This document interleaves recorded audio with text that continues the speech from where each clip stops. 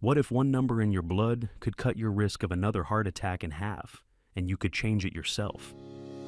Welcome to Dr. Mercola's Cellular Wisdom. Stay informed with quick, easy-to-listen summaries of our latest articles, perfect for when you're on the go. No reading required. Subscribe for free at mercola.com for the latest health insights. Hello, and welcome to Dr. Mercola's Cellular Wisdom. I'm Ethan Foster. Today we're looking at new findings on vitamin D, and why optimizing your level may be one of the most measurable ways to prevent a repeat cardiac event. I'll walk you through what the Target D study tested, what actually changed outcomes, and how you can apply the same approach. I'm Alara Sky. We'll keep this focused and practical. You'll hear what ranges were targeted, how often levels were checked, why many people needed higher than expected daily doses, and how sunlight, supplementation, and daily habits fit together when your goal is fewer heart problems. The Target D trial followed 630 adults with established heart disease and a prior major cardiac event. One group received standard care without vitamin D monitoring. The other had vitamin D levels tested and doses adjusted at regular intervals to reach a defined target. The question was direct. If you personalize dosing to hit a specific blood range, can you lower the chance of another heart attack? Most participants started far below that target. At baseline, 85% measured under 40 nanograms per milliliter. Traditional definitions call less than 20 nanograms per milliliter deficient and 20 to 30 nanograms per milliliter insufficient, but the focus here was reaching 40 to 80 nanograms per milliliter. For protection beyond minimums, a higher personal goal of 60 to 80 nanograms per milliliter is recommended. Outcomes separated over time. Across an average follow-up of 4.2 years, those who reached and maintained the target range had a 52% lower risk of another heart attack compared with the unmonitored group. The medical histories at the start were similar. What differed was testing, adjusting, and staying in range. Doses needed to get there were often larger than expected. Nearly 52% of participants in the targeted group required more than 5,000 IU of vitamin D, 3 per day, to exceed 40 nanograms per milliliter, well above the 800 IU daily value. Levels were checked quarterly until stable, then annually, with dose readjustments if levels dipped. This wasn't a one-time fix. It was continuous management toward a therapeutic range. Why does this matter biologically?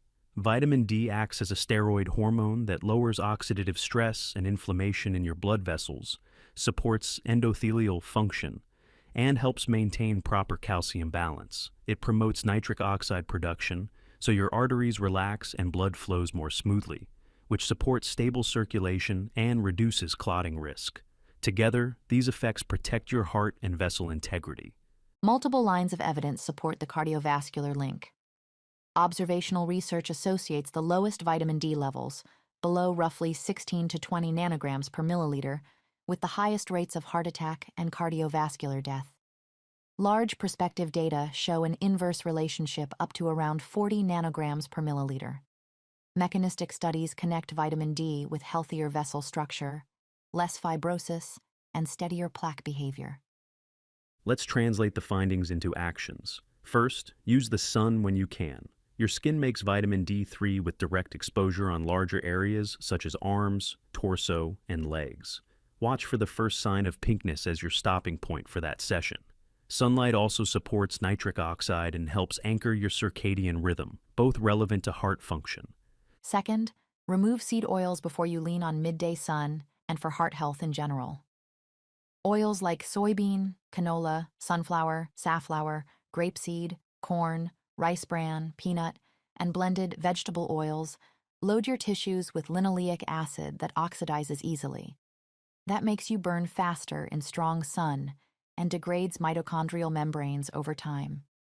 Replace them with stable fats, such as tallow, ghee, or grass-fed butter.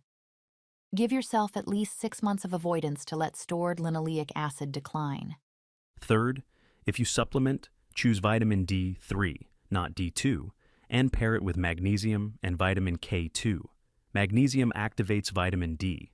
K2 helps ensure mobilized calcium moves into bone rather than depositing in arteries. Without those cofactors, you may need roughly twice as much D3 to get the same effect. The trio improves absorption and supports arterial safety while you're targeting a specific level. Fourth, test on a schedule and aim for an objective range. Check your vitamin D twice per year and adjust inputs to maintain roughly 60 to 80 nanograms per milliliter if your goal is broad support for heart, brain, and immune function. If your result is below target, increase sensible sun exposure or D3 dosage and recheck.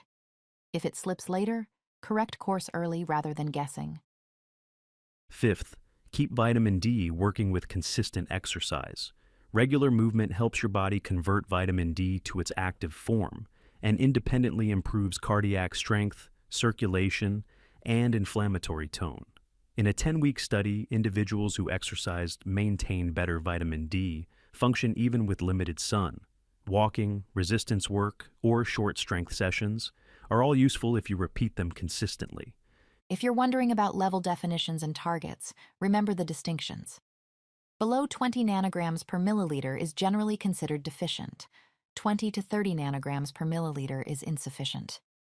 In the Intermountain Protocol, participants were guided to 40 to 80 nanograms per milliliter, and personal targets of 60 to 80 nanograms per milliliter are recommended for broader protection.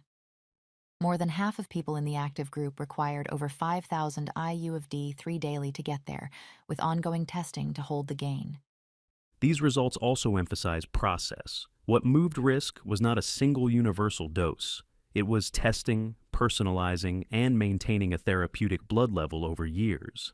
That means your next step is measurable. Determine where you are now, decide on your target, and use sunlight, seed oil removal, D3 with magnesium and K2, regular checks, and steady exercise to keep your number in range. Here's your challenge. Within the next week, get a 25-hydroxyvitamin D test, write down your result, and choose 2 actions from today's discussion. Remove seed oils and add daily sunlight, or begin D3 with magnesium and K2 and set a reminder to recheck in 3 months. Track your progress until you're consistently between 60 and 80 nanograms per milliliter, then maintain the habits that keep you there.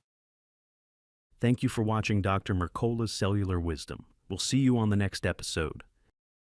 Thanks for watching. Subscribe now and click the notification bell so you never miss an update. See you in the next video.